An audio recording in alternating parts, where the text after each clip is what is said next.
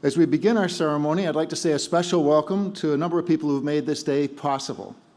Thanks first to our Board of Trustees. It is their vision, and our trustees emeriti who are here with us today. It's their vision that guides the school, and we depend on the energy, wisdom, and love that they devote so generously to Hun. Welcome to our staff, administration, and especially to our teachers who devote themselves so completely to our students every day. Their influence will be felt throughout many lifetimes wherever our graduates travel in the years ahead. And finally, to our close partners and friends, the parents, grandparents, and families who have nurtured our graduates for almost 2 decades and have created the young people we're so proud to claim as our own. We say welcome and congratulations. And now on to our graduates. The 160 individuals in the class of 2023 come from all over the United States and all over the world. They bring to our community every possible point of view, the most diverse talents and virtues to be found on any campus anywhere. But our graduates share much in common. Each is a living example of the values we hold dear, and each is the product of years of work and worry, caring and support from parents, teachers, families, and friends. Class of 2023, you truly make us proud. And I think this is the perfect place to honor you, graduates. This is really my favorite place on the campus. There's an alum I've talked to who says that he still wakes up dreaming of the view down the mall from this window right up here. And he graduated, he walked the stage 66 years ago, and he still wakes up dreaming of this place. I hope you will do that too someday. It's a place where you probably once began your Hun career. That might have been this year or it might have been 7 years ago, and it's fitting that it end here also. Commencement really is about beginnings and endings.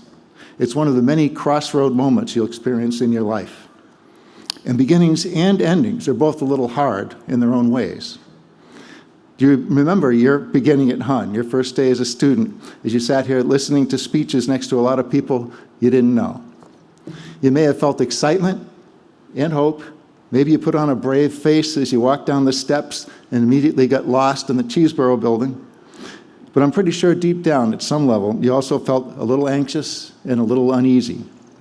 It always feels that way when you begin something new and unfamiliar and important. It's natural to wonder, will I be accepted and find my place? Will I be prepared to succeed? And in the back of your mind, maybe the most paralyzing question of all, what if I fail? A lot of people never dare switch tracks and enter a new school for exactly these reasons. But you took the risk. And this is a good time to say you really made that risk pay off, graduates. I hope each of you can pause for a minute today and think of the successes you earned, the friendships you made, all the challenges you overcame, and remember the failures too. Each of us has practiced failure here probably every day at something or other. But as the Chinese proverb says, failure isn't falling down, it's refusing to get up. And you got up every time. Life goes on. You should always remember that you earned this graduation, and that's why we're here to celebrate you today. None of these accomplishments would have been possible if you had chosen to shrink from those awkward early days. Transitions don't necessarily get easy when you're older. I was new to Hun 14 years ago, and I look at these amazing young adults in front of me, and it's hard for me to believe that you guys were, most of you were about 4 years old at that time. I'd never been ahead of school. No one in my family had spent more than a few days in New Jersey, and I really didn't know a soul here. And I can tell you that I felt every bit as awkward and uneasy as you ever did. Early on, it was scary. I asked all the doubting questions and wondered if this was the right place for me. And now, of course, I love Hun, sincerely. It's where I've found the best people, the greatest joys, and something to inspire me every day. It's been the happiest, most rewarding work I'll ever do. Those things will always be a part of me, and I hope each of you feels that way too, all because we dared take that first step. Each of us will face new beginnings, one after another, at every stage of life. There'll be another one for you, graduates, next fall. And all through your years, you'll have the choice, either hold on and stagnate, or take on the challenge of the new. New college, new job, new home, new relationships. Change is inevitable, and as philosopher Alan Watts put it, the only way to make sense out of change is to plunge into it, move with it, and join the dance. If life offers you a new and promising door, don't back away and let it close because you think you aren't good enough. Remember all the successes that opened that door in the first place. Don't imagine that others are better than you.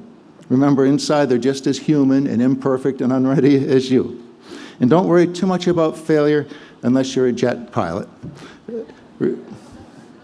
Remember that you've practiced failing and bounced back many times before. Especially remember these things if you feel the jitters on move-in day next fall. You have everything in you to succeed and fall in love with college life after those opening days pass. And now we come to the endings. They're hard too. Today means saying goodbye to one another, to people we love, to a way of life, maybe even to a version of ourselves that won't follow us where we go next. Of course, you'll come back to visit, always, but we'll never be together again like this, in this place, with families, friends, and of course, these wonderful teachers. If you feel at all bittersweet, graduates, I can guarantee that your parents and families feel even more so when they think of all those small, everyday things they've shared with you in your younger years and of the new independence that is coming your way. So how do we say goodbye to our school and to one another? You are no longer 4 years old, but I trust that Dr. Zeus has the answer. He said, don't cry because it's over, smile because it happened. This goodbye is a time for smiles and for gratitude. Gratitude for what we've shared here, and especially for the people who are here to share it with us. It's always about the people that matter. And after 65 years on the planet, I honestly feel that some of the best people on earth are sitting right with us today.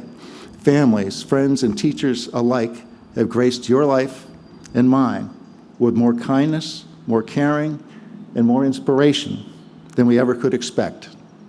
I thank them now. I hope you'll take to thank them too.